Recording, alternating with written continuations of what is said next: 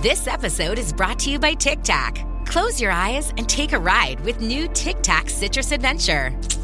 Awaken your senses with harmonies of sour and tangy fruit flavors. Picture the vibrant trio of mandarin, lemon, and lime as each flavor mingles to create a refreshing symphony. Pick up a pack and dive into new Tic Tac Citrus Adventure.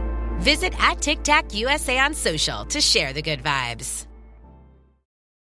This episode is brought to you by Shopify. Do you have a point of sale system you can trust, or is it a real POS? You need Shopify for retail. From accepting payments to managing inventory, Shopify POS has everything you need to sell in person. Go to shopify.com/system, all lowercase, to take your retail business to the next level today. That's shopify.com/system.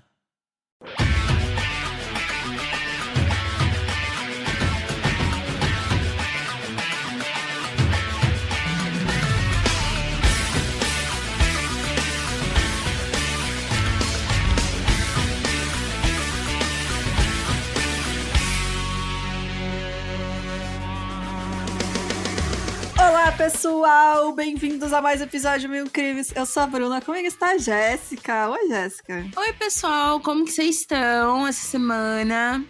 Tudo bem, gente? Se cuidem no carnaval.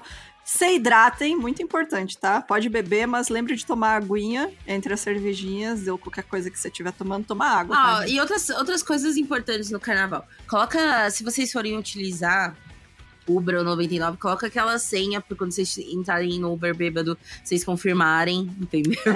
Ele só dá play. Inclusive, verificam se o mano é o mesmo humano, entendeu? Exatamente. Evita tomar bebidas de pessoas que você não conhece, apesar que essa dica nem todo mundo vai seguir. Que eu sei. Né? Mas Coloca, como é mesmo? Doleira dentro da roupa. Que isso?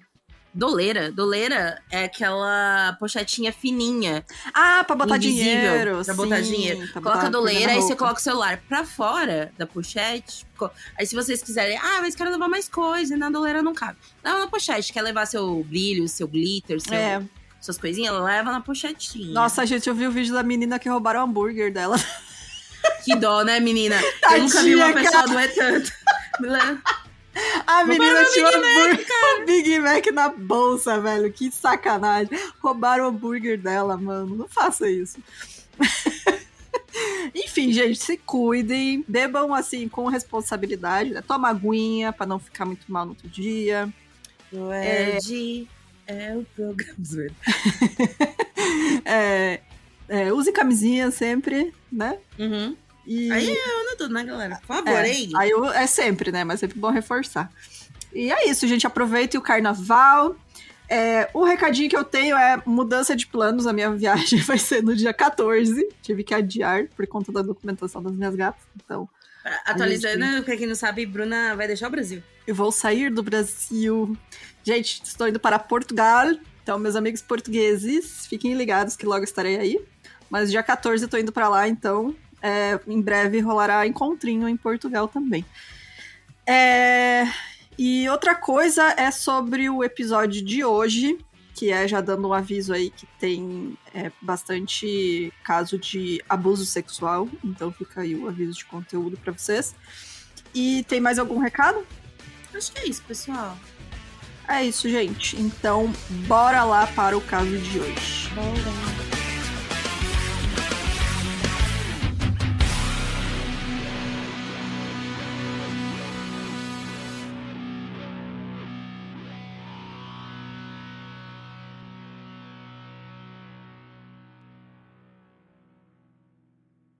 Bom, antes de começar a falar das pessoas principais que são deste caso, eu preciso falar do pai de uma delas. Porque aí a gente já vem, né, um histórico aí da família da pessoa. O Gerald Armond Galego, ele nasceu em 17 de julho de 46, em Sacramento, na Califórnia. A mãe dele é Lohane, ela era prostituta, e o pai dele, o Gerard Alberto Galego, era um criminoso prolífico. Então, assim, quando o Gerald nasceu, o pai dele estava cumprindo pena na prisão de San Quentin por roubar carros e passar cheque sem fundo. E depois de cumprir um pouco mais de 3 anos de pena, ele foi solto em fevereiro de 49. E aí que a gente vai contar um pouquinho da história do Galego pai, né? Ele não ficou muito tempo em liberdade. Por volta de abril de 1950, ele foi preso novamente por roubo. Depois de ganhar a liberdade novamente em outubro de 53, ele se mudou para o Mississippi, onde foi preso em 27 de maio de 54 por estar bêbado. E aí, quando o único guarda da pequena cidade de Ocean Springs abria a cela para colocar ele atacou esse policial, subjugou ele, desarmou e o sequestrou. Então, assim, o cara era realmente uma vida de crimes, assim. E eu só coloquei aqui, assim, ele nem chegou a ter muito contato com o Gerald e tal, eu só coloquei aqui como curiosidade mesmo, eu não acho que tenha nenhuma relação, porque ele realmente não teve contato com o pai, não existe isso, né, de tipo, os crimes do pai, né, o criminoso passa pelo DNA, não é isso, gente, é só por curiosidade mesmo, que ele vem de uma linhagem de criminosos. E tanto do lado do pai quanto do lado da mãe dele também tinha alguns casos de pessoas envolvidas com crime. Alguns dias depois, o corpo do policial foi encontrado com um ferimento de bala da sua própria arma. Galego foi preso após um assalto em outra cidade próxima. Ele foi condenado à morte pelo assassinato do policial e teve sua data de execução marcada para dia 3 de março de 55. Mas em 10 de setembro de 54, Galego e outro preso do corredor da morte conseguiram escapar. Depois que Galego jogou desinfetante nos olhos do carcereiro, então o espancou violentamente até que ele perdesse a consciência. Esse guarda morreu 4 dias depois devido aos ferimentos. O cara tinha métodos bem violentos, né? Sim, ele era de oportunidade, né? Ele fazia o que, assim, dava na telha na hora ali. E aí, nesse mesmo dia que o guarda morreu, um dos fugitivos foi capturado... Os dois fugitivos, né, no caso, ele e o outro cara que fugiram, eles foram capturados novamente. Em 3 de março de 55, o Galego foi a primeira pessoa a ser executada na nova câmara de gás da penitenciária do Mississippi, que substituiu a cadeira elétrica. Então, como eu comentei, né, o filho Gerald nunca chegou a conhecer ele. A Lorraine se casou novamente 2 vezes e o Gerald não se deu bem com nenhum de seus padrastos. Se casou 2 vezes enquanto ele ainda estava morando com ela, né? Depois ela casou mais algumas vezes. E a carreira criminal do Gerald também começou cedo. Ele foi colocado em condicional juvenil aos 12 anos de idade, depois de cometer furtos e também o abuso sexual de uma criança de 6 anos. Então acho que a gente já vê desde o início que ele tem essa questão da violência sexual, e eu acho que é um negócio que nunca foi tratado, e aí deu no que deu, a gente vai ver aí mais pra frente. Ele foi mandado para um reformatório e ganhou liberdade em julho de 61, e menos de um ano depois, ele foi preso novamente com o meio-irmão David Hunt, depois que eles cometeram um assalto à mão armada. E aí ele foi mandado para outra instituição e o Gerald fugiu em pouco tempo, mas ele se entregou novamente até que recebeu condicional em 63. Gente, eu acabei esquecendo de comentar no início, mas esse roteiro aqui eu fiz muito baseado em um livro que chama The Sex Slave Murders, que é os assassinatos das escravas sexuais, que é de R. Barry Flowers. Eu vou botar o PDF para quem quiser lá no nosso Discord, porque é um livro em inglês, tá? Eu acho que ele não está... Não sei se existe edição dele no Brasil, mas eu usei a versão dele em inglês. Mas ele foi lançado em 95, né? Por esse autor, que é um autor bem conhecido de True Crime. Então tem um trabalho bem respeitado, assim, que ele já fez vários casos, né? Que ele é um criminologista, né? Então, se liga lá no nosso Discord que vai ter o arquivo para esse livro aqui, para quem quiser acompanhar. E é muito bom, tem muita informação mesmo. Recomendo para vocês, para quem quiser pegar mais detalhes, assim, dos casos. Na escola, o Gerald foi suspenso depois de receber 4 notas F em diversas matérias e por mau comportamento. Ele era bully, né? Ou seja, ele estava sempre envolvido em confusão e não seguia as regras escolares, né? Além de zoar outras crianças. Seu oficial de condicional reportou que seus traços sociais foram todos listados como falhas. Ele atualmente é um jovem tipicamente casca dura que evidenciou pouca motivação para melhora e remorso. Na vida adulta, Gerald continuou cometendo vários crimes, até que ele foi preso com seu meio-irmão David em 25 de outubro de 69, após assalto à mão armada de um motel. Eles conseguiram escapar com outro preso da delegacia do condado de Solano e foram capturados 4 dias depois em São Francisco. Gerald foi sentenciado a 5 anos de prisão, sendo transferido logo no início de sua pena para o hospital psiquiátrico para tratamento de depressão. E assim, eu imagino que foi só pra depressão, porque depois que ele saiu, o comportamento violento dele foi ficando cada vez pior, sabe? Então, eu acho que... Nem sei se, né, ele recebeu mesmo. Enfim, a gente sabe que naquela época tratamento para depressão também, né, era o quê? Dar uns remédios só pra pessoa e foda-se, né? Sim. Então, ele tinha muitos problemas, mas, né, foi meio que ignorado, assim. E apesar de todos esses problemas com a lei, né, o Gerald, ele sabia como conquistar mulheres, mas os seus relacionamentos não duravam muito, porque ele era o típico abusador. Assim, ele é a cartilha completa, sabe, de um homem abusivo. Porque ele começava muito simpático, muito querido, muito, né, respeitoso, mas assim que começava a ficar sério, né, o relacionamento, ele mostrava o lado dele verdadeiro, né, que era violento, né, ele era muito sádico, ele era muito abusivo e ele era extremamente violento e controlador. Então, todas as mulheres que tiveram relacionamentos com ele falaram isso, que ele conseguia atrair, que ele era muito o estereótipo do machão, né, que as mulheres naquela época, principalmente, né, se sentiam mais atraídas. Mas ele era isso, assim, no começo era a melhor pessoa do mundo, tratava super bem, etc. E aí, quando ele conquistava e já tava firme, ia morar junto ou ia casar, e aí que ele mostrava quem ele era. Então, seu primeiro casamento foi em 63, quando ele tinha apenas 16 anos. E a mulher tinha 21. Mesmo com essa diferença de idade, que é absurda... Muito absurda. Ele ainda assim era abusivo, né? Tipo, tipo surreal, assim. Em 64, eles tiveram uma filha... também tem uma questão, aquela coisa, né? Tem idade, mas tem uma questão de gênero ali, né? Então, exatamente. Mulher, principalmente, né? Quando a gente tá falando em 50, mulher tem que ser subserviente, tem que ser obediente ao homem, né? E ele ia atrás desse perfil de mulheres, né? Que eram mais submissas, assim. Porque pra ele era mais fácil de controlar, né? Porque justamente ele tinha esse negócio de ser muito controlador e muito abusivo e tal, e aí ele escolhia mulheres que não se opunham a ele, né? Então, em 64, eles tiveram uma filha chamada Krista, e o casamento não durou muito, porque o Gerald passou a espancar a mulher em toda ocasião possível. Eles brigavam pela custódia da Krista, né? Eles acabaram se separando, e de alguma maneira, eu não sei como, o Gerald conseguiu ganhar a custódia dela. E aí, ele mandou a menina viver com a avó, né? A mãe dele, a Lohane. Então, tipo, ele ganhou a guarda da menina, mas não ficou com ela. Mandou pra mãe dele, pra cuidar. E eu acho que tipo, ele só brigou pela guarda por essa questão de poder mesmo. Ele queria sentir poder sobre as mulheres dele, né? Então... É que nem quando você vê muitos casos até hoje, né? De, tipo, homem que quer a guarda da criança. Só pra mulher não ter. Só pra mulher não ter, mas aí, no final, quem é que vai cuidar da criança, né? Vai ser provavelmente a avó. Exatamente, foi o que aconteceu aqui. O segundo casamento de Gerald foi em 12 de julho de 66 com uma garçonete de 24 anos. Apenas 26 dias de casamento se passaram, até que a mulher disse que Gerald, ele era, né, na verdade, e ela o largou. Nessa época ele tinha quantos anos? Mais ou menos, deixa eu ver. 63, 66, então ele já devia ter seus 19. 19 anos.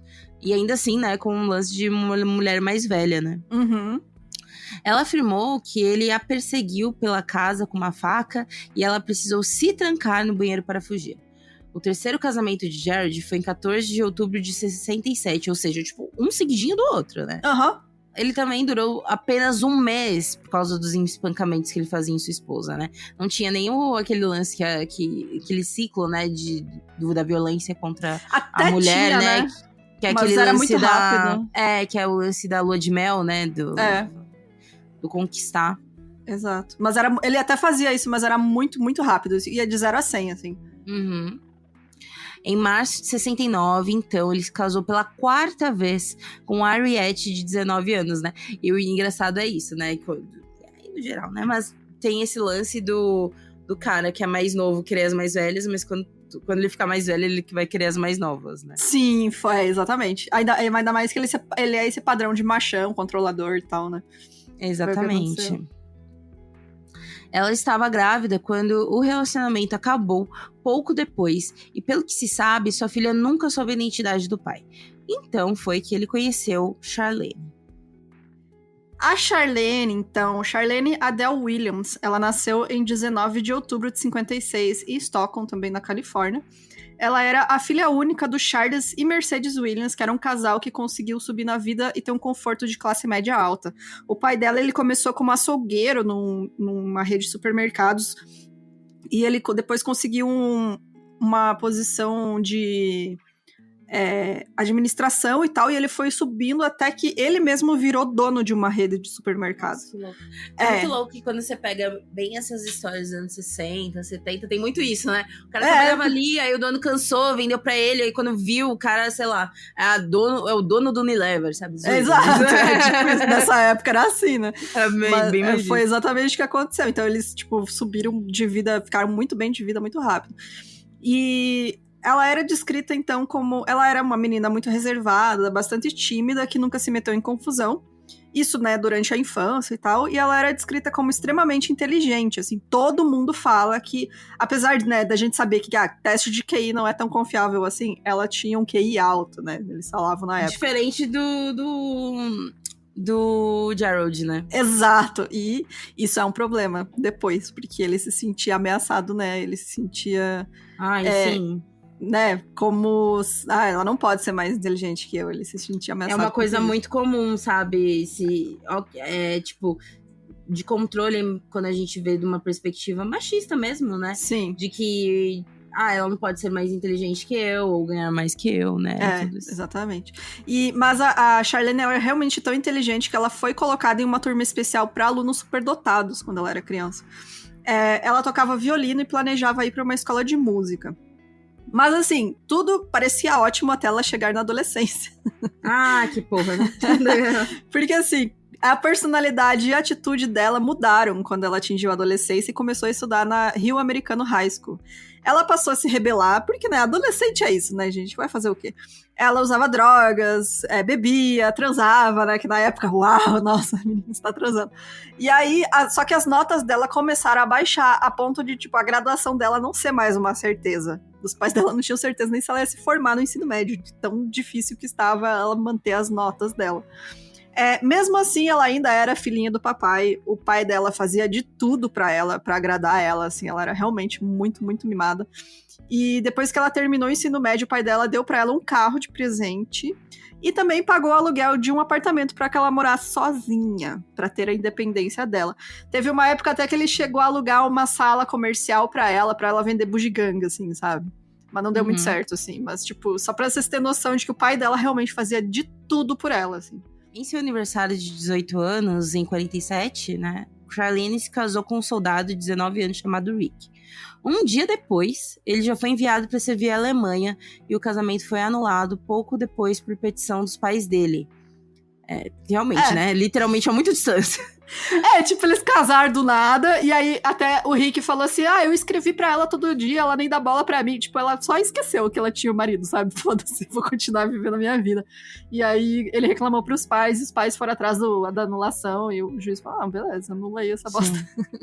Ela tentou estudar psicologia na Universidade Estadual da Califórnia, mas ficou apenas um semestre. Ela se casou pela segunda vez com Elliot em agosto de 76. Os dois haviam namorado várias vezes desde o ensino médio e depois do casamento enfrentaram problemas de saúde. Charlene sofria de bronquite asmática e Elliot era epilético. E sofria convulsões violentas, né? Tipo, eles eram muito queridos pelo plano de saúde, né? Só que, ao invés de se cuidarem, né? Afinal, doentinhos, eles usavam drogas juntos. E segundo Elliot, Charlene fez uma tentativa de suicídio uma vez. O casamento acabou em maio de 77. No final daquele mesmo ano, a Charlene conheceu o Gerald. Ou seja, teve já um bagulho bem turbulento, né?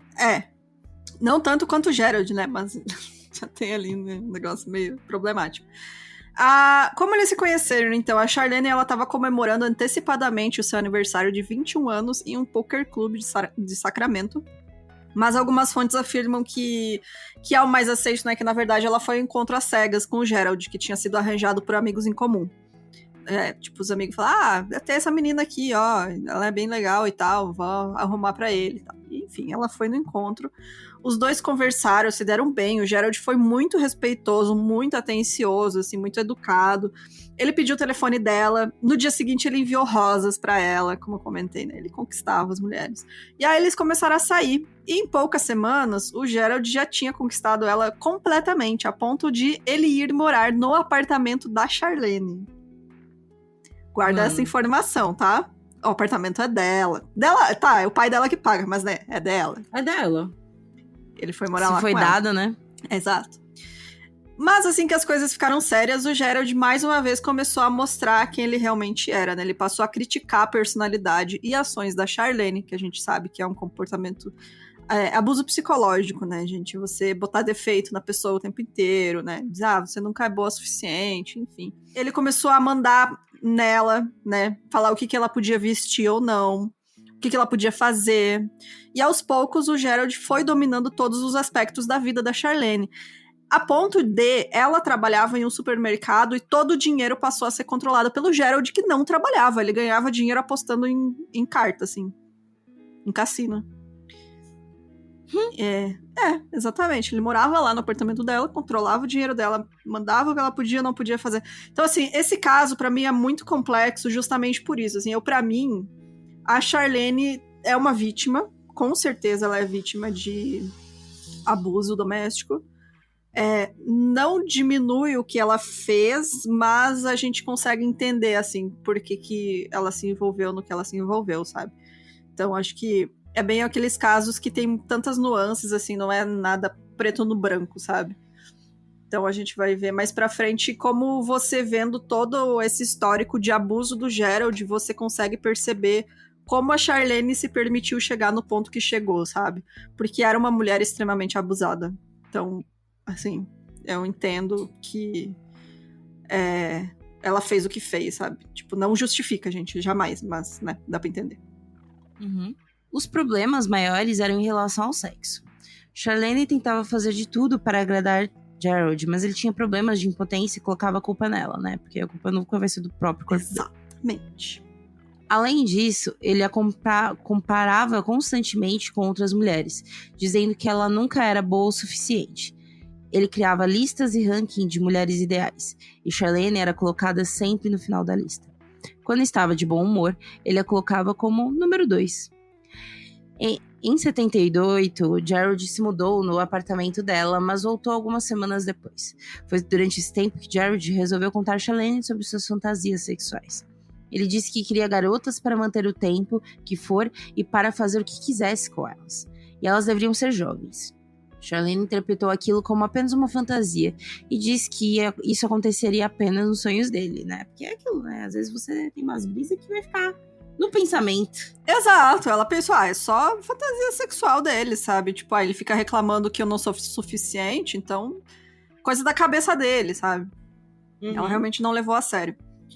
E aí, percebendo que a filha tava levando o relacionamento a sério, o pai da Charlene conseguiu uma vaga de emprego pro Gerald, olha só. Como motorista de caminhão de um frigorífico, né, pra entregar carne. Ele aceitou, alugou um apartamento onde ele foi morar com a filha Krista, que então tava com 14 anos. E uma amiga da Krista foi visitar ela durante alguns dias e afirmou mais tarde que o Gerald molestou ela 2 vezes quando ela esteve lá. E... Gente, piora, tá? Enquanto o Gerald desenvolvia cada vez mais uma obsessão com suas fantasias, a Charlene tentava entender a própria sexualidade. Afinal, ela é uma mulher jovem, né? Uhum. Então, no verão de 78, o Gerald decidiu visitar ela depois do trabalho, assim, fazer uma surpresa, e ao chegar no apartamento, ele pegou a Charlene com outra mulher na cama. Mulher, mas era uma adolescente, ela era inclusive menor de idade. E assim, ele ficou muito, muito puto, muito. Ele teve uma onda de raiva, porque ele era homofóbico, né? Óbvio, né, gente? Essa pessoa horrorosa, né, vai ser homofóbico. Ele, tipo, pra ele era um absurdo, né? Casais do mesmo gênero. E também a insegurança, né? Porque, porra, como assim? A minha namorada, eu não sou o suficiente, ela tem que arrumar outra mulher, sabe? Aquele negócio. E aí ele bateu nas duas, expulsou a amante da Charlene do apartamento e depois bateu na Charlene mais uma vez. Então ele realmente ficou muito, muito, muito puto, assim, muito puto. E era... Não, e só ele poderia ter, né, esses... Sim, ele teve várias amantes, né, durante a vida dele. Mas, tipo, ai, nossa, não, ela não pode porque isso machuca o ego dele, né? Porque, ai, eu não sou, como assim, você não está satisfeito comigo? ¿Hablas español? Sprichst du Deutsch? Komm du noch? If you've had that sound from Babbel before, I bet you do. Babbel is the science-backed language learning app that actually works. With quick 10-minute lessons handcrafted by over 200 language experts, Babbel gets you on your way to speaking a new language in just a few weeks. With over 16 million subscriptions sold and a 20-day money-back guarantee, just start speaking another language with Babbel. Right now, up to 55% off your Babbel subscription at babbel.com/Spotify podcast. Spelled BABBEL.com/Spotify podcast. Rules and restrictions may apply. Whether it's a movie night or just midday, Skinny Pop is a salty snack that keeps on giving. Made with just 3 simple ingredients for an irresistibly delicious taste and a large serving size that lasts. Deliciously popped, perfectly salted. Skinny Pop, popular for a reason. Shop Skinny Pop now. Em 17 de julho de 78, o George celebrou seu aniversário de 32 anos, abusando sexualmente da própria filha, velho. Coisa que ele fazia desde que ela tinha 6 anos de idade. Ele, quando ela morava com a avó, ele ia visitar e abusava dela lá. Sem a família saber, né? Então... Sim, né? Porque, querendo ou não, era uma pessoa de confiança. O pai dela, né, mano? Em algum desses abusos, Charlene estava presente na casa. Nesse mesmo mês, Charlene descobriu que estava grávida. Em agosto, ele largou seu emprego de motorista e pouco depois sua filha voltou a morar com a avó. E também folgado, né? Porque ele provavelmente não gostava de trabalhar tanto. Não, ele não conseguia segurar o emprego. Se ele brigava com as pessoas... Enfim. Folgado, né, mano? Folgado, caralho. Em 11 de setembro de 78, ele decidiu que havia chegado a hora de completar suas fantasias sexuais e usaria Charlene como isca e cúmplice. Ele contou a ela seu plano e Charlene, sempre ansiosa para agradá-lo, aceitou participar. Eles pegaram a van de Charlene e foram até um shopping center. Charlene deveria entrar, procurar meninas jovens e ingênuas e levá-las até a van, onde ele estaria esperando. É foda, né? Porque a gente tá tão, entre aspas, acostumado, se você se interessa, né, por crimes, enfim, nessas histórias de que há uma mulher que tá buscando outra, né, que você até confunde as histórias, sabe? Sim. Lembrou o caso também do Bom Dia Verônica, que tem isso, né? Sim, que ele usa a mulher de isca, né? Realmente. E era uma mulher brutalizada, né? Pelo mesmo cara. Inclusive. A Charlene, então, ela ficou passeando pelo shopping, né? Lotado, procurando pelas vítimas perfeitas. E assim, é legal o livro, gente, vocês lerem, porque realmente ela mostra que ela ficava se questionando, sabe? O tempo inteiro, assim, tipo, será que ele vai fazer mesmo isso? Vou ajudar porque eu acho que ele vai fazer e vai ficar satisfeito e não vai fazer mais, sabe? Ou vai parar de descontar em mim, enfim. É bem interessante essas partes do livro, assim, porque realmente mostra que ela questionava na cabeça dela, mas ela tinha muito medo de externalizar isso, né? Então ela avistou a Rhonda Schaeffler, de 17 anos, e a Kip Val, de 16 anos. A Charlene caminhou até elas e perguntou se elas queriam fumar maconha no estacionamento. E assim, ela era um pouquinho mais velha que elas, né? Não parecia uma ameaça. Ela parecia o papel de irmã mais velha, sabe? Descolado, assim. Chegou uma menina aqui, vamos fumar maconha. E elas aceitaram, né? E seguiram ela pra fora. As duas adolescentes entraram na parte de trás da van e foram surpreendidas pelo Gerald, apontando uma pistola calibre 25. Ele fez elas deitarem, amarrou suas mãos e pés com fita adesiva. A Charlene permaneceu atrás com as meninas, garantindo que elas se comportassem, enquanto o Gerald dirigia a van até uma área remota de floresta. Véi. É aquela coisa, né, que nessa época também, né, a gente fica pensando, nossa, maneiras idiotas de morrer, né? Porque você vai entrar numa Com van... uma pessoa completamente estranha. Mas Exatamente. anos Mas a gente 60. tá falando, anos 60, sabe? A gente tava a gente, né? Os Estados Unidos, principalmente, tava numa era de libertação sexual, afetiva e várias coisas, né? Enfim. Por isso que também tanta gente entra em culto, né? Mas a gente já falou disso em algum momento. Sim.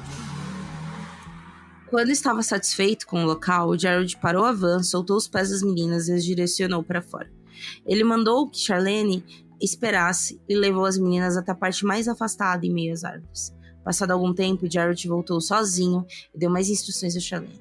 Ela deveria voltar para Sacramento, prestando atenção para não passar do limite de velocidade, né? Assim, ia levar uma multa, né? Não ia escutar a placa.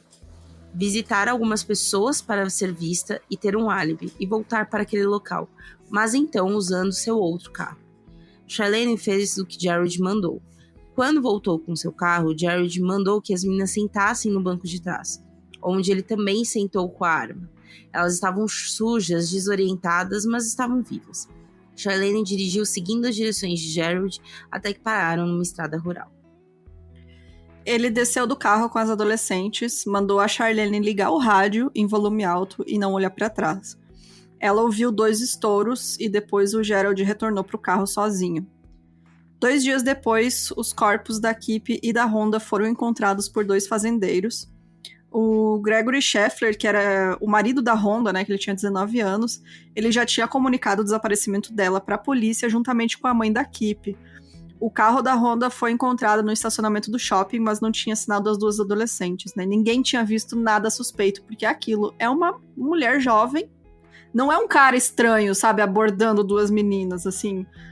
É isso que é o mais surreal, sabe? A Charlene realmente era a isca perfeita, porque ela era pequenininha, magrinha, loira, sabe? Bem vestida. E, tipo, quem é que vai suspeitar de uma mulher jovem conversando com 2 adolescentes, sabe? Então, ninguém olhou 2 vezes pra ela saindo com as meninas. De acordo com o médico legista, as 2 haviam sido violentadas sexualmente, espancadas e executadas. A primeira pista séria, mas errada, sobre esse caso, veio em 14 de setembro, quando a polícia recebeu uma ligação de uma jovem não identificada. Ela alegou que ela e 3 amigos viram as vítimas entrando em um Pontiac Firebird vermelho, que poderia ter placas de outros estados, né? O motorista era identificado como um homem afro-americano. Um segundo homem afro-americano também estava no carro. Ela disse a eles e forneceu descrições de cada um, né? Porque é sempre mais fácil culpar os pretos. Tipo, não tem explicação nenhuma de por que essa pessoa falou isso, sabe?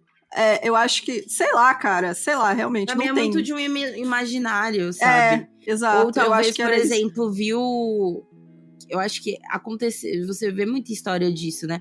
De que viu uma pessoa negra naquele lugar e logo achou suspeita. Então, se teve algum crime, provavelmente foi aquela pessoa negra. Pode ter sido isso mesmo, porque... enfim, até porque o que a gente vai comentar depois desse cara. Mas eu acho que é realmente isso que aconteceu, sabe? Uhum. Provavelmente viu uns caras que estavam ali e falou, então devem ser eles, obviamente. Uhum. Essa testemunha conhecia as 2 do ensino médio e as reconheceu por fotografia da polícia. Kip, de fato, conhecia um homem negro que possuía um carro que batia com a descrição. Além do fato de ele ser negro e por isso já sofrer racismo institucional da polícia, ele havia sido demitido da escola para meninos onde trabalhava porque foi pego bebendo em serviço, né? Ou seja, já tinham uma pessoa para culpar. Então, por isso que eu acho que tinha esse cara que batia completamente com essa descrição dessa pessoa. Então, eu realmente acho que o que tu falou faz muito sentido, assim, de que ela viu esse cara no estacionamento, né? Ele podia estar com um amigo no carro e tal. E aí ficou sabendo que as 2 sumiram no shopping. Ah, não, foi aquele cara, sabe? Exatamente. Eu acho que pode ter sido isso que aconteceu mesmo. Enquanto a polícia, então, focava seus esforços em um homem inocente, porque realmente eles acharam que esse cara deveria ser culpado e gastaram um tempão, né, tentando provar que tinha sido ele, mas felizmente, né, não conseguiram juntar muita prova, então acabaram largando.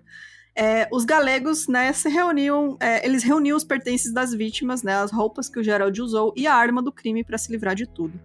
As roupas foram jogadas em uma lixeira atrás de uma loja, e as bolsas e a arma foram jogadas no rio Sacramento.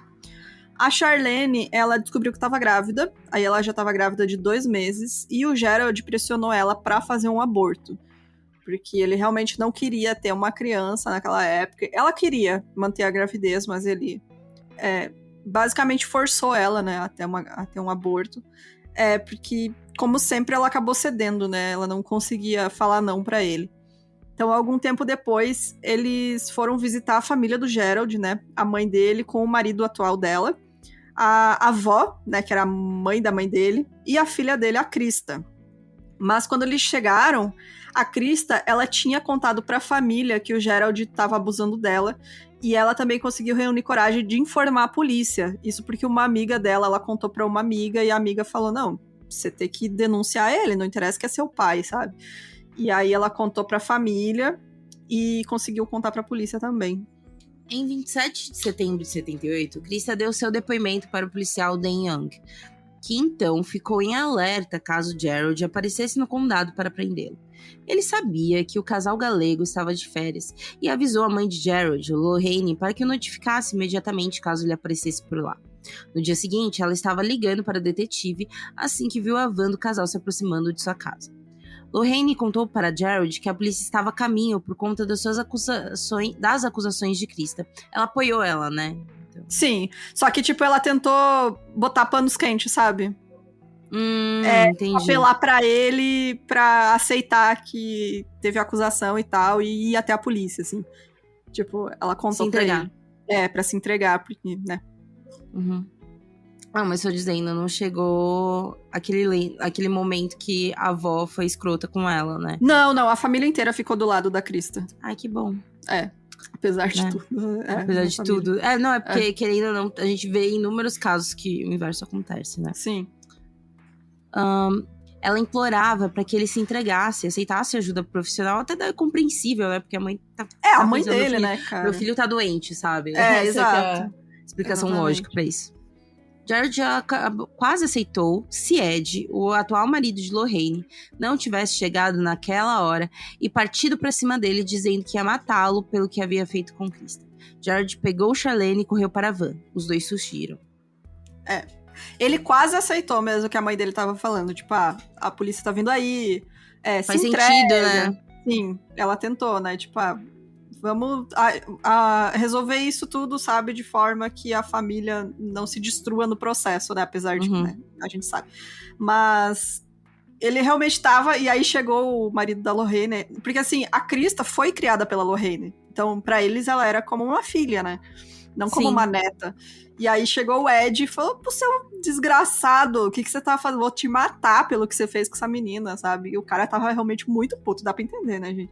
Super compreensível também. Puto das ideias. E aí foi pra cima, e aí o Jared falou, vou nessa, falou aí. Então tchau. Partiu, galera. Partiu, E aí ele tava decidido a não voltar mais pra prisão, lembrando, né, que ele já tinha sido preso várias vezes. E ele também começou a questionar se a Charlene podia entregar ele pra polícia pelo que tinha feito com as adolescentes, né? E aí, ele só tinha 2 opções, né, quanto a isso. Ou matar a Charlene, o que traria problemas, né, porque ela já estava ligada com ele. Ou casar com ela oficialmente, porque nos Estados Unidos, não sei se ainda existe essa lei, mas em muitos estados lá você tem a lei de que se a pessoa é casada, ela não pode testemunhar contra o cônjuge, né? Mano, que sentido? Eu não entendo. Não sei, talvez juristas falam, nossa, Jéssica, sua burra. Mas que lei idiota! Eu entendo não testemunhar a favor, mas sabe? Sim. E aí essa foi o raciocínio dele. Então, eles se casaram em 30 de setembro de 78 em Reno. As testemunhas da cerimônia foram os pais da Charlene, que não desconfiavam de nada do que estava acontecendo realmente. É verdade, eles nem sabiam, né? Sobre a acusação de abuso. Então, depois eles ficaram sabendo, mas eles, assim, meio que foram enganados, assim. Enfim, né? Tipo, é aquela coisa que, tipo, a pessoa já chega contando um negócio com um viés meio errado, sabe? Sim. Porque, assim, não era suficiente ainda só ele casar com ela, porque o nome dele já estava conhecido pela polícia, né? Do condado de Butte, né? Por conta das acusações da Krista. E por isso ele precisava de uma nova identidade. E aí, ele escolheu o nome Stephen Robert Fale, que na verdade era o nome de um parente distante da Charlene, era tipo um primo de 2º, 3º grau, que eles não tinham ideia, esse cara era um policial estadual. Mano, além de tudo, era burro. E isso acabou nem sendo um problema, porque, tipo, o cara só ficou sabendo anos depois, sabe? Mas, enfim, o cara morava em outro estado, enfim. Ah, sim. E a Charlene, ela convenceu os pais dela, porque os pais dela têm dinheiro, a conseguir, então, essa certidão de nascimento falsa. Porque, assim, ela contou... Mas qual que era a justificativa? Porque, sei lá, minha filha fala, então, eu casei, tá, mãe? Com os caras que você odeia, ele precisa de uma identidade falsa. Qual que é a justificativa? Então, ela falou das acusações da Krista. Ela falou assim, a filha dele tá acusando ele de abuso, mas ela tá mentindo. É mentira. Eu não quero que ele vá preso. Por favor, papai, me ajude. E ela era filhinha do papai, o pai dela fazia tudo por ela. E os pais dela foram ingênuos e acreditaram realmente que, é mentira, né? As acusações não são verdade. Então, a gente não quer que a nossa filha fique casada com um cara preso. Então, a gente vai ajudar ele a conseguir essa identidade falsa. Até porque é muito mais fácil descredibilizar a criança, né? A mulher. Exatamente. Em 78, antes que ele conseguisse terminar o processo da nova identidade, foi emitido um mandado de prisão para Jared Gallego. Ele decidiu que fugir era a melhor alternativa. Juntou suas coisas com Charlene e foram para Houston, onde o pai dela havia conseguido uma outra vaga de trabalho para ele. Mas Jared nem compareceu, né? Porque alergia a trabalho. No início de dezembro, ele agora estava usando a identidade de Stephen Fail e começou a trabalhar como bartender em um clube. Enquanto isso, Charlene permanecia em casa, mesmo querendo trabalhar. Jared considerava que esposa trabalhar era um desafio para sua masculinidade e autoridade em casa, além da insegurança que ele tinha em relação à inteligência de Charlene. A esposa pensa, nossa, que absurdo. Ela não podia nem trabalhar. Porque, né? Nossa, não, esposa minha trabalhando, não. Eu que sou o provedor da casa. Teve caso também, né? Que ela teve um caso, então... Exato. O Gerald trabalhou por 3 meses nesse bar, até que ele teve uma briga com outro bartender, porque ele não consegue se controlar, né? É um imbecil. Eles aí decidiram sair de Houston e se mudaram pra Reno. Mais uma vez, o pai da Charlene arrumou um emprego pra ele, como motorista de caminhão pra um frigorífico. Não, já da merda, todo mundo. Assim, se eu fosse pai da Charlene, eu falava, me matei feito um louco pra conseguir sair da lama. Ainda tem que ficar arrumando trabalho pra esse vagabundo aí. E apesar das exigências do Gerald, a Charlene também arrumou um trabalho, ela conseguiu convencer ele em outro frigorífico, né, pra trabalhar como recepcionista e representante de vendas. Daí eles tinham um pouquinho mais de conforto. O emprego do Gerald, pra variar, durou apenas 1 mês. Claro. E aí, e pouco tempo depois, em 24 de junho de 79, no Dia dos Pais, ele decidiu que era hora de atacar novamente.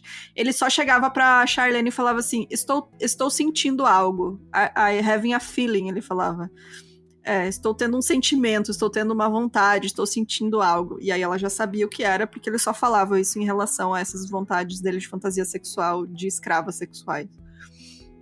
Então, quando ele chegava falando isso, ela já meio que sabia. Mas assim. a Charlene, ela, nunca teve nenhum BO, velho. Pelo amor de Deus, ela aceitar assim, sabe? Eu não sei até que momento. É que é muito complexo esses casos de que o marido manda a mulher pegar... Exatamente. Pegar... servir de isca. Porque tem casos, por exemplo, mesmo no Bom Dia Verônica, né? Onde a mulher é uma pessoa que tá sendo também vitimizada pelo homem, né? Mas tem casos, tipo aquele da Barbie, sabe? Da Carla Molka, sim. Isso, da Carla Molka, que é... Que tava ativamente participando dos negócios, né? Com o namorado. Exatamente. Então, é difícil essa linha, né? De saber até que momento é uma ajuda, ou tipo, uma ajuda porque a pessoa gosta de participar daquilo, ou só tá sendo submissa ao marido, sabe? Teve do Fred e da Rosie West também. Sim. Que eram ingleses, que também ela participava ativamente de tudo, né? Eu acho que até esse caso aqui, a Charlene realmente era uma mulher abusada, sabe? Que ela só aceitava tudo e fazia o que ele mandava. Não tira a responsabilidade dela, porque afinal, né, gente, todo mundo tem aí a sua responsabilidade em relação ao que faz e ao que não faz também, né? Porque ela teve muita oportunidade de entregar ele, sabe?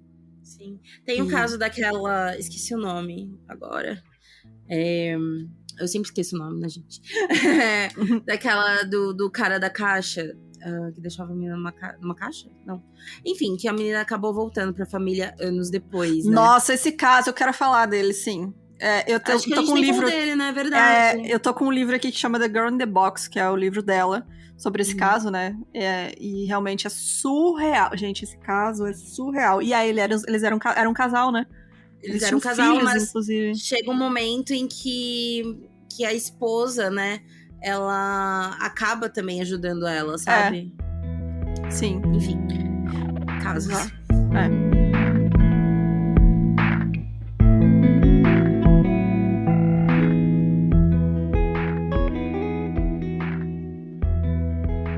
Então, né, em 24 de junho, eles dirigiram pelas ruas de Reno procurando por potenciais vítimas, até chegar na feira de Washoe County. Aquelas feiras que tem, tipo, parque, sabe? Vendinha, enfim, aquelas feiras que a gente vê nos... Feirinhas, né?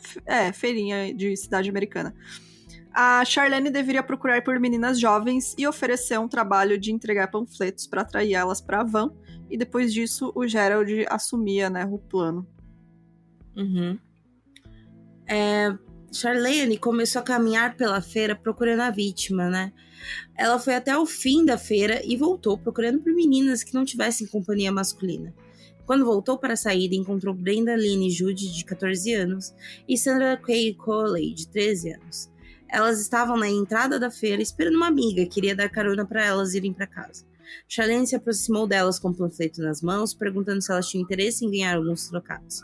Tudo o que elas precisavam fazer era colocar os folhetos no para-brisa dos carros estacionados.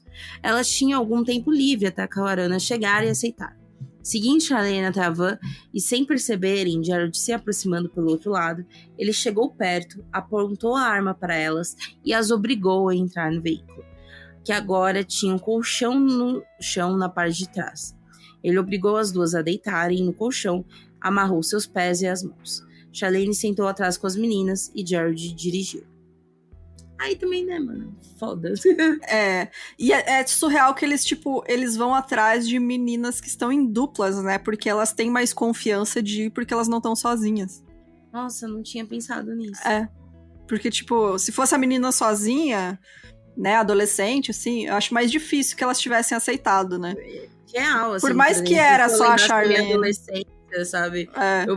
Eu, tipo, evitava topar coisa sozinha, mas fiz muita besteira com minhas amigas. Com amigas, exatamente. Então eles já falavam, não, procura duas, que aí já tá certo que, tipo, é mais fácil delas aceitarem, porque elas se sentem mais seguras. Gente, eu achei que ia dar pra fazer em uma parte só, mas realmente não vai dar, porque é muita informação, então desculpa não ter avisado no começo. Mas vamos fazer em 2 partes, porque senão vai ficar 2 horas de episódio, e vocês sabem que não dá, a gente começa a ficar meio a bublé das ideias aqui, quando o episódio é muito longo. A gente começa a falar meio enrolado. Exato. Não é álcool. Não, gente, é álcool. É porque a gente cansa a boquinha de falar, né? Mas continuando, né? Ainda não vamos encerrar. O Gerald, no caminho, ele parou com as duas amarradas atrás da van. E, gente, assim, não é uma van branca, era uma van que tinha os desenhos de montanha do lado, sabe? Total anos 70, assim. Uma van meio amarela, meio bege, com os desenhos de montanha, com os pássaros, assim, eram uns negócios muito anos 70, era muito fácil de você ver, assim. Mas que também era muito comum na época, né? Então, ele parou em uma loja de materiais de construção e deixou a Charlene para cuidar das adolescentes enquanto ele comprava um martelo e uma pá. E isso mostra também o quanto ele sabia o controle que ele tinha sobre a Charlene, né? Porque várias e várias vezes ele deixava as vítimas apenas com a Charlene no carro. E ele sabia que ela não ia fazer nada, porque ela tinha medo.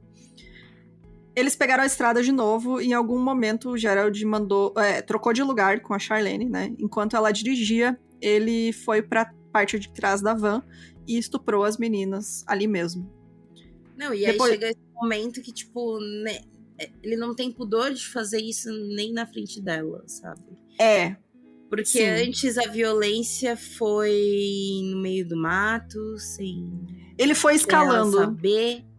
Ele foi escalando. Então, tipo, as primeiras ela não via, Depois ele estuprou elas na van, mas mais pra frente ele mata na frente dela, coisa que ele nunca tinha feito, sabe? Ele vai escalando, assim, tipo, testando ela pra ver até onde ela vai suportar, sabe?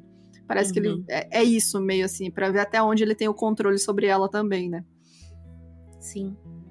Depois de um tempo, ele ordenou que a Charlene voltasse a ficar de olho nelas e assumiu a direção, né, da van. Eles pararam no meio do deserto de Nevada e o Gerald levou uma das meninas pra fora, deixou a Charlene com a outra na van. Pouco depois ele voltou sozinho e levou a segunda menina, e aí depois ele voltou sozinho mais uma vez e eles foram embora. A amiga de Sandy, Brenda, que ia dar carona, né, pra ela, chegou minutos depois que as duas acompanharam Charlene. Ela procurou pelas duas na feira e naquela mesma noite reportou o desaparecimento delas para a polícia. Apesar de se tratar de adolescentes, a polícia rapidamente se convenceu que as duas não haviam fugido por conta. Que bom, né? Porque às vezes demora anos. Nenhuma das meninas tinha um histórico de uso de drogas, envolvimento com atividades legais ou haviam fugido antes. Os policiais fizeram buscas pela cidade e conversaram com pessoas que haviam frequentado a feira. Apareceu uma história de que 2 meninas de Reno haviam fugido com um parque de diversões que havia instalado seus brinquedos da feira. A polícia foi atrás dessa pista e o parque, que estava agora em Salt Lake City, realmente havia 2 meninas de Reno, mas não eram Sandy e Brenda. A polícia tentou seguir outras pistas, mas nenhuma dava resultados. Era muito difícil, né? Tipo... É que aí você falou também que ninguém vai desconfiar deles, não, né? cara, ninguém olha 2 vezes, sabe? E ninguém vai desconfiar, tipo... O pessoal, na verdade, vai desconfiar de pessoas pretas aleatórias, mas não vai desconfiar. Exatamente. É o cara lá no estacionamento, né? Fazendo Vivendo as coisas dele e não, foi ele. Mas, tipo, a menina branca ali, arrumadinha, não, né? Ninguém bate o olho 2 vezes. E também eram lugares movimentados que eles iam, né? Então é mais difícil você pegar, tipo... mais pra frente eles ficaram bem desleixados, mas no começo era isso. Eles... sabe? Muita gente, muito fluxo de pessoa. Então, mesmo que você vê... é só a mulher andando com 2 adolescentes. Tipo, não é nada demais, assim. A Charlene, ela tava convencendo a si mesma que ela realmente não tinha feito nada. Quem havia puxado o gatilho todas as vezes foi o Gerald. Quem estuprou as meninas foi o Gerald. Então, tipo, a culpa de tudo era dele. Ela não ia se culpar pelas ações. Ela tava meio que em negação, assim mesmo. Em setembro de 79, eles pediram demissão dos seus trabalhos e voltaram pra Sacramento. Por conta do mandado de prisão que ainda tinha, né? Lá, o Gerald continuou usando seu nome falso de Stephen. E aí, pelos próximos meses, ele trabalhou de novo como motorista de caminhão para várias empresas. E a Charlene estava mais tranquila porque ela estava perto dos pais, então só precisava de uma ligação que eles mandavam dinheiro para ela, sabe? Ela, tipo, tô precisando de dinheiro. E o pai dela ia lá e dava dinheiro para ela.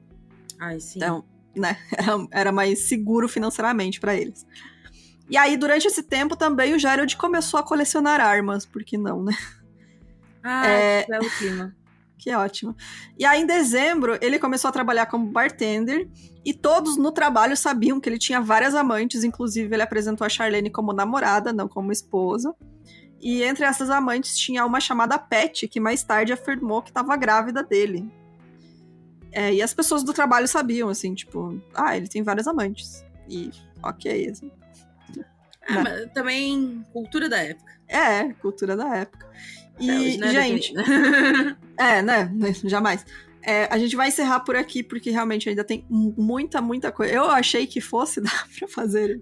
Bruna, em uma por favor, parte. quer enganar quem? Gente, Quer enganar quem com esses seus roteiros gigantes, pelo amor de Deus. Quando eu vi, tinha 14 páginas. Nem os ouvintes mais acreditam, menina. Mano, desculpa, gente, mas quando tem uma fonte tipo livro, é muita coisa. É muito difícil. Inclusive, e aí quando a gente vê... Tô preparando pra rever mais um episódio. Cada revisão é 5 episódios a mais, tá? Sim. Mas é isso, gente. A gente vai encerrar por aqui, porque ainda tem muita coisa pra acontecer. Assim, o número de vítimas deles é absurdo. E como eu comentei, eles vão ficando cada vez mais desleixados e mais, tipo, foda-se, assim. Aquela confiança que o serial killer tem. Que é o que vai foder com a vida dele, né? Exatamente. E também o trabalho da polícia, né? Que mesmo tentando, eles Também tem aquilo, né, de limitação tecnológica da época, né?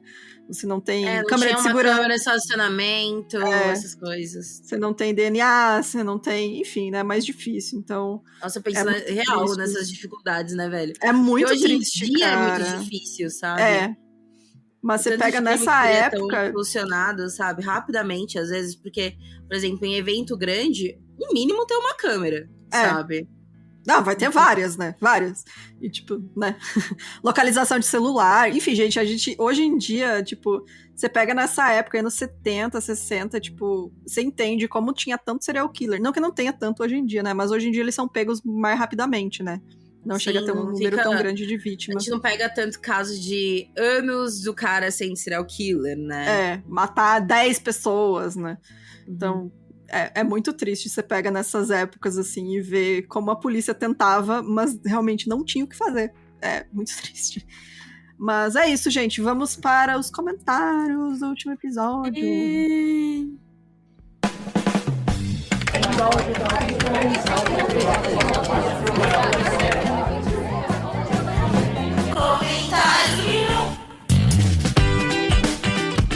a gente recebeu um e-mail também, que eu vou ler depois.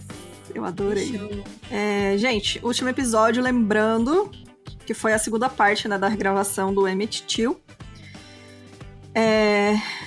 Deixa eu ver.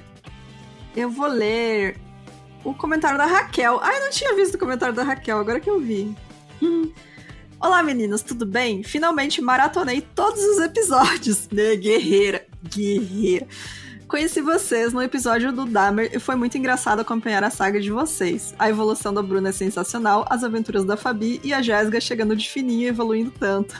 Ai, que fofa. Só de acompanhar a saga da pandemia me bateu até uma deprê de lembrar que passamos por tudo isso. Com relação ao episódio, eu acho que deveria ser lembrado todos os dias e ter essa informação nas escolas para que as crianças entendam até que ponto o racismo pode chegar.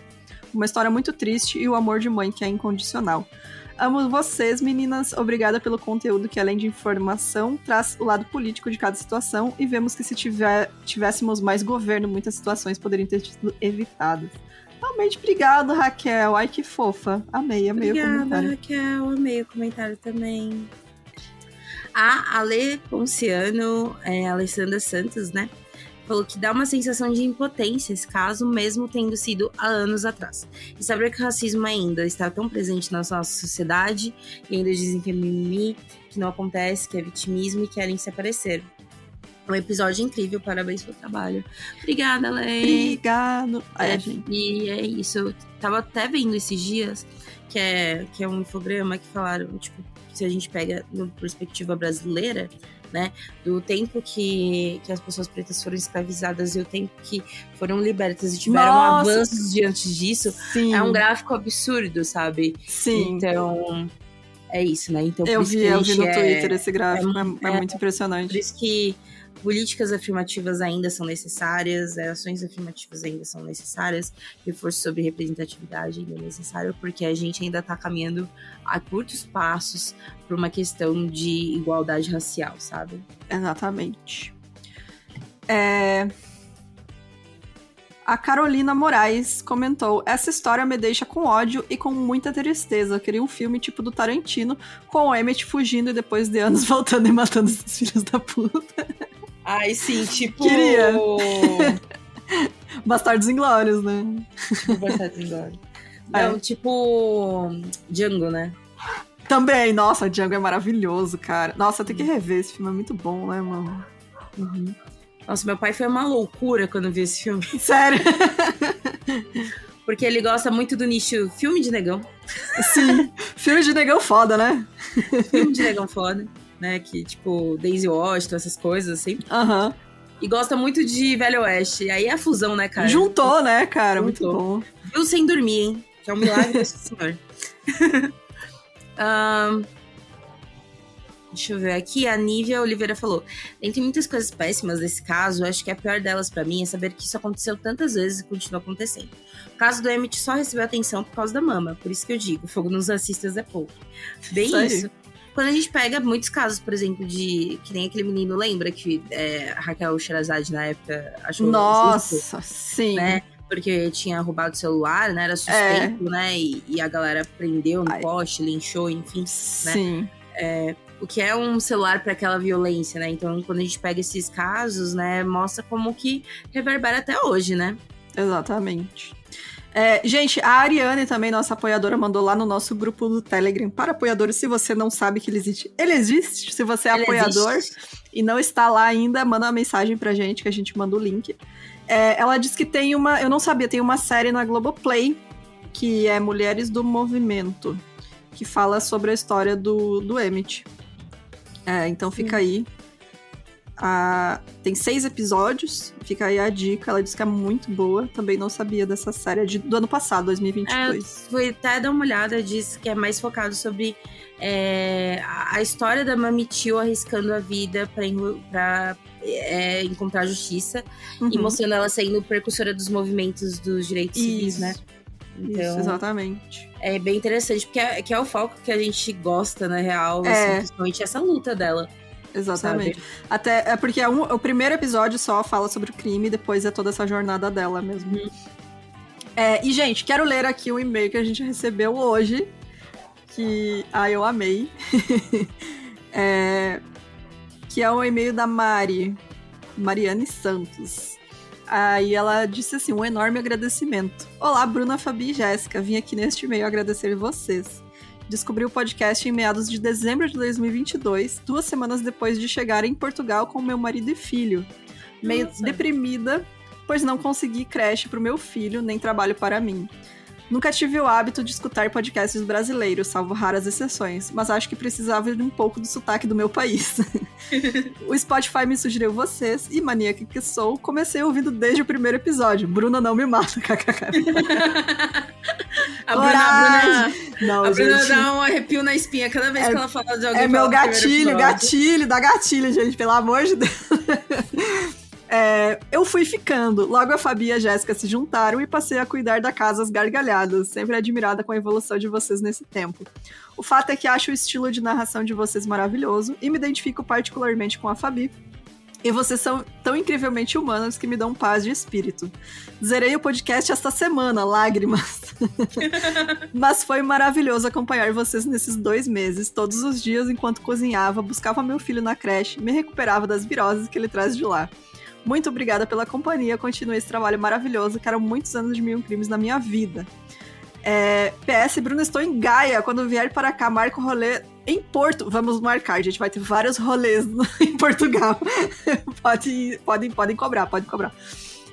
Porque lá é mais fácil de viajar também, né, gente? Não é, 5 horas de voo, sabe? É do ladinho. Aqui pra gente, a gente atravessa o estado, lá você atravessou o país, né? Então é isso. Obrigada, Mari. Sério, muito obrigada mesmo. A gente ama receber esses e-mails. Vamos fazer sim encontrinho. E agora você pode acompanhar a gente aí, né? Quando saem os episódios. Mas se qualquer coisa... Uma melhor qualidade. Qualquer coisa escuta menos de gaga. novo, assim. A gente vai fazer uma playlist com os episódios que a gente mais gosta e tal. Vamos disponibilizar em breve pra vocês. E aí vocês podem ficar ouvindo de novo. O que vocês acham? E se você tiver sugestão também do que você acha os melhores episódios... Melhores do 1001 pra gente colocar nessa playlist. Comenta aí pra gente também, que a gente vai fazer isso.